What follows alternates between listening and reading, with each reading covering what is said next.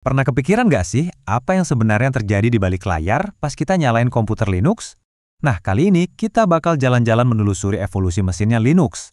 Mulai dari skrip-skrip jadul di era sysv sampai ke arsitektur super canggih namanya Systemd yang sekarang dipakai di mana-mana.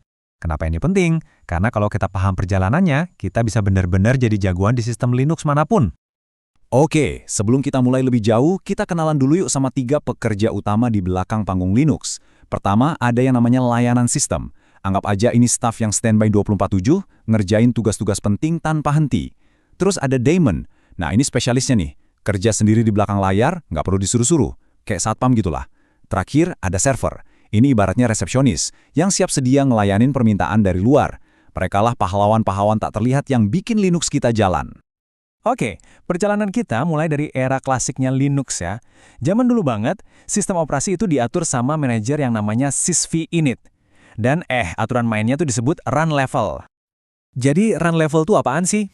Gampangnya, bayangin aja kayak mode di HP kita. Kan ada mode normal, mode senyap, mode pesawat gitu kan.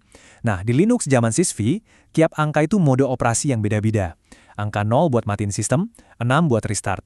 Nah, para admin server itu biasanya nongkrong di run level 3. Isinya cuma teks doang, efisien banget.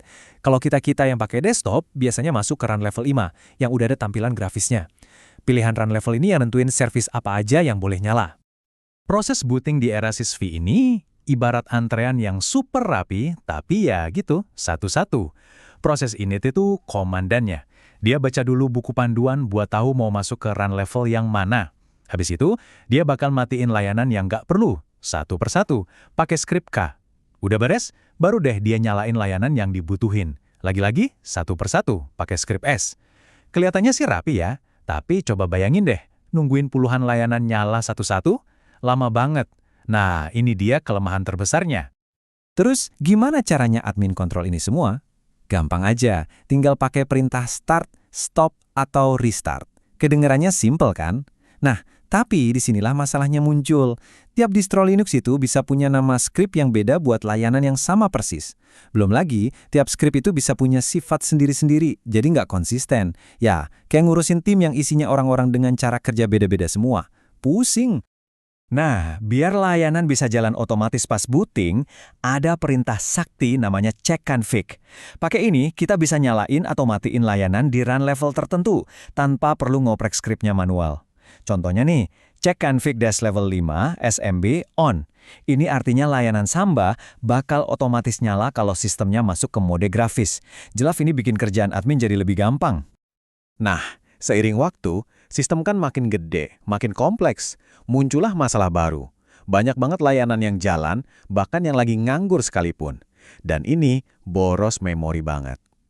Dari sinilah lahir sebuah ide optimalisasi yang jenius. Jadi, masalahnya tuh begini. Tiap layanan yang jalan, itu ibarat kita nyalain lampu di kamar. Meskipun nggak ada orang di dalam, lampunya tetap nyedot listrik kan? Coba bayangin, kalau kita punya puluhan kamar atau puluhan layanan, yang lampunya nyala terus padahal jarang banget dipakai. Wah, ini pemborosan memori yang luar biasa. Solusinya? Namanya super server. Ini satu daemon yang tugasnya jadi penjaga gerbang. Dia yang dengerin semua permintaan dari jaringan. Baru deh kalau ada permintaan buat layanan tertentu, dia bakal nyalain layanan itu. Kalau udah selesai, ya dimatiin lagi. Cara ini benar-benar hemat memori, walaupun ya, ada jeda dikit pas pertama kali connect. Terus, ada ZNet-D. Ini versi pintarnya si super server. Fokus utamanya itu keamanan. Coba deh, perhatiin detail kecil ini. Disable sama dengan yes. Ini filosofi yang keren banget, aman secara default. Artinya, semua pintu itu dikunci. Kalau mau buka, kita harus sengaja ngebukanya sendiri. Perubahan sepele, tapi dampaknya ke keamanan sistem besar banget. Oke, optimalisasi kayak super server itu ngebantu banget. Tapi, masalah utamanya si sysv yang kerjanya berurutan, itu tetap jadi biang keladi. Dan inilah yang akhirnya memicu sebuah revolusi besar di dunia manajemen layanan. Systemd. Dan boom, disinilah revolusinya. Coba lihat bedanya. Sysv itu kayak kasir di supermarket yang cuma buka satu loket, ngelayanin pembeli satu-satu. Lama kan? Nah, Systemd itu kayak buka semua loket kasir barengan. Semua layanan dinyalain secara paralel, nggak pakai antri. Hasilnya, waktu booting yang tadinya bisa bermenit-menit, sekarang cuma hitungan detik. Inilah kenapa Systemd langsung ngambil alih dunia Linux. Revolusi ini nggak cuma soal kecepatan, tapi juga soal kerapian. Dulu, admin itu kayak bawa dua kunci pas yang beda. Service buat ngurusin layanan yang lagi jalan, dan cek config buat ngatur pas booting.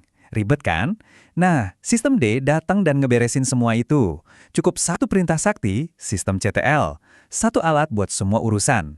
Jauh lebih simple, konsisten, dan gampang diingat. Satu lagi yang diubah sama sistem D, yaitu kode rahasia run level. Jujur aja deh, siapa sih yang ingat arti angka 3 atau 5 itu apa? Nah, sekarang kita pakainya target, yang namanya aja udah jelas. Mau mode teks? Ya tujuannya multi-user.target. Butuh tampilan grafis? Ya tujuannya graphical.target. Ini bukan sekedar ganti nama ya, ini beneran bikin sistem jadi jauh lebih gampang dimengerti sama kita, manusia.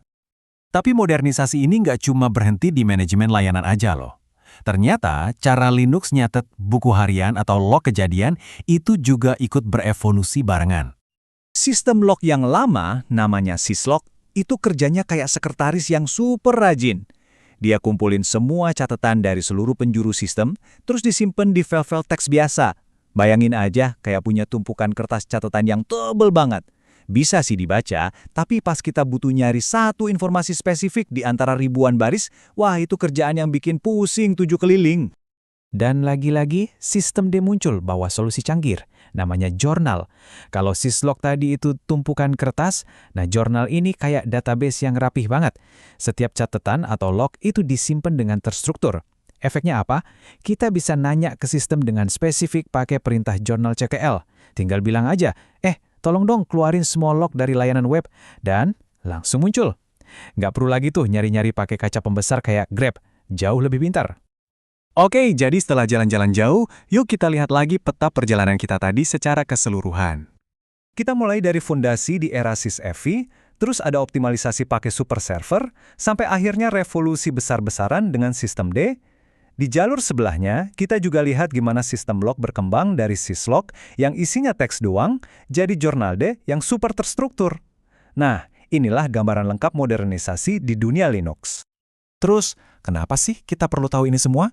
Gini, karena kalau kita paham evolusinya, kita nggak bakal nyasar di sistem Linux manapun. Mau itu dihadapin sama server jadul yang masih pakai sysv, atau ngurusin ribuan kontainer di cloud yang udah pakai sistem D, kita bakal ngerti cara kerja mesinnya. Dan inilah yang bedain antara pengguna biasa sama seorang profesional sejati. Perjalanan dari sysv ke sistem D ini ngasih kita satu pelajaran penting. Inovasi itu nggak pernah berhenti. Ini yang bikin kita bertanya-tanya, apa ya langkah selanjutnya? Di dunia yang sekarang penuh sama microservices dan sistem terdistribusi, kira-kira manajemen layanan bakal berevolusi jadi kayak apa? Masa depan ada di tangan para inovator. Siapa tahu salah satunya adalah Anda. Pertanyaan yang menarik banget buat kita pikirin bareng-bareng.